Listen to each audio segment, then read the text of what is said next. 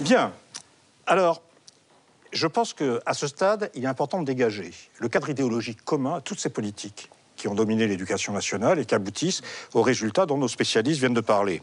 L'OCDE, il en a été question dans la discussion, a donné le mode d'emploi pour réformer, je cite, « en évitant les heurts, les blocages, les grèves ». Dans les textes de l'OCDE, il est question des transports. On est en plein dedans avec l'histoire de la SNCF.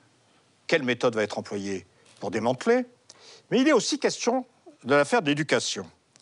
Et je voudrais vous donner quelques citations qui permettent de comprendre d'où vient cette histoire et l'ancienneté qu'il y a dans les termes qui ont été utilisés. Je cite. « Si on diminue les dépenses de fonctionnement, dit l'OCDE, il faut veiller à ne pas diminuer la quantité de services, quitte à ce que la qualité baisse. » Donc on voit déjà l'objectif. Un peu plus loin, ils disent « On peut réduire les crédits de fonctionnement aux écoles et aux universités, mais il serait dangereux de restreindre le nombre d'élèves ou d'étudiants. Les familles réagiront violemment à un refus d'inscription de leurs enfants, mais non à une baisse graduelle de la qualité de l'enseignement. » Un peu plus loin, ils disent « L'apprentissage à vie ne saurait se fonder sur la présence permanente d'enseignants, mais doit être assuré par des prestataires de services éducatifs.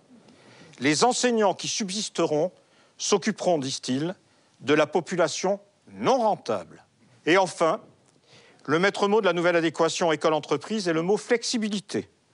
Il est urgent, disent-ils, de développer la formation sur le tas pour fournir des postes de travail qui connaissent la plus grande augmentation en volume, des emplois de vendeurs, de gardiennage, d'assistants sanitaires, d'agents d'entretien, d'hôtesses d'accueil, de conducteurs de camions, de remplisseurs, de distributeurs de boissons ou d'aliments. Et derrière, c'est la Commission européenne qui conclut en disant « Pour environ 25% de la population scolaire, l'enseignement apporte une formation trop faible, mais bien trop importante pour 40 à 50% de ceux qui en bénéficient. »